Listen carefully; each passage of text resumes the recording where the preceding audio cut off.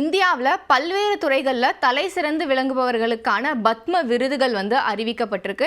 இதில் விளையாட்டுத்துறை வீரர்களுக்கு மட்டுமே 5 விருதுகள் அப்படிங்கிறது அறிவிக்கப்பட்டிருக்கு. குறிப்பாக சொல்லணும் அப்படின்னா ஒரு பத்மபூஷன், அதுக்கப்புறம் 4 பத்மஸ்ரீ விருதுகள் அறிவிக்கப்பட்டிருக்கு. இதில் தமிழகத்தை சேர்ந்த கிரிக்கெட் வீரரான ரவிச்சந்திரன் அஸ்வினுக்கு பத்மஸ்ரீ விருது அப்படிங்கிறது அறிவிக்கப்பட்டிருக்கு. ரவிச்சந்திரன் அஸ்வினுக்கு நிறைய பேர் வாழ்த்துக்களை தெரிவிச்சிட்டு வராங்க.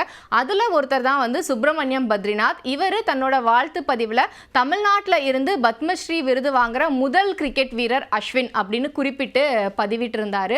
உண்மை என்ன அப்படின்னு பார்த்தோம்னா, தமிழ்நாட்டில் இருந்து பத்மஸ்ரீ விருது வாங்குற முதல் கிரிக்கெட் வீரர் அஸ்வின் கிடையாது அப்படிங்கிறதா. இதை WV ராமன் அந்த பதிவுக்கு பின்னாடியே அவரை டேக் பண்ணி பதிவிட்டு இருக்காரு. அப்போ அஸ்வினுக்கு முன்னாடியே யாராவது பத்மஸ்ரீ விருது வாங்கியிருக்காங்களா, அவங்க யாரு அப்படின்னு எல்லாருமே தேட ஆரம்பிச்சிருக்காங்க. அதற்கான பதில் என்ன அப்படின்னு பார்த்தோம்னா, வெங்கட்ராகவன் அவர்கள் தான் அஸ்வினுக்கு முன்னாடியே தமிழ்நாட்டில் இருந்து பத்மஸ்ரீ விருது வாங்கின கிரிக்கெட் வீரராக இருக்காரு. இவர் பார்த்தோம் அப்படின்னா 80கள் காலகட்டத்தில் இந்தியாவுக்காக கிரிக்கெட் விளையாட ஆரம்பிச்சு ரொம்ப சூப்பராக விளையாடி ஆசியாவில் இருக்கிற ஒரு டாப் 4 சுழற்பந்து வீச்சாளர்களை எடுத்தோம் அப்படின்னா அதில் கண்டிப்பாக இவருக்குமே ஒரு இடம் இருக்கும் அப்படின்னு சொல்கிற அளவுக்கு இந்தியாவில் டெஸ்ட் கிரிக்கெட்டில் ஆதிக்கம் செலுத்தின ஒரு சுழற்பந்து வீச்சாளராக இருக்காரு. இவரை கௌரவப்படுத்தும் விதமாக தான் 2003ஆம் ஆண்டு இவருக்கு பத்மஸ்ரீ விருது அப்படிங்கிறது வழங்கப்படுது.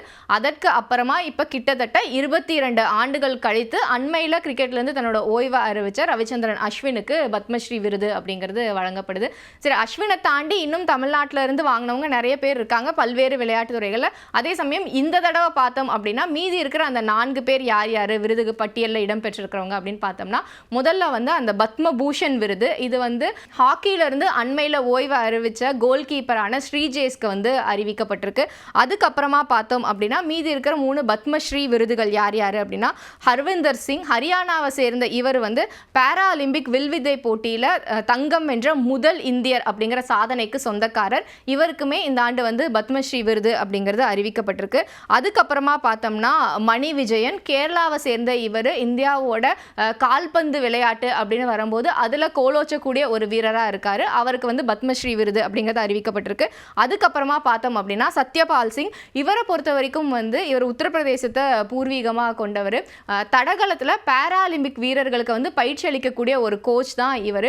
குறிப்பாக சொல்லணும் அப்படின்னா உயரம் தாண்டுதலில் நிறைய வீரர்கள் பாராலிம்பிக்கில் தங்கம் வெல்றதுக்கும் நிறைய பதக்கங்களை குவிக்கிறதுக்கும் முக்கிய காரணமாக இருந்தது இவரோட பயிற்சி தான். அதை கௌரவிக்கும் விதமாக தான் இவருக்கு அந்த பத்மஸ்ரீ விருது அப்படிங்கிறது அறிவிக்கப்பட்டிருக்கு.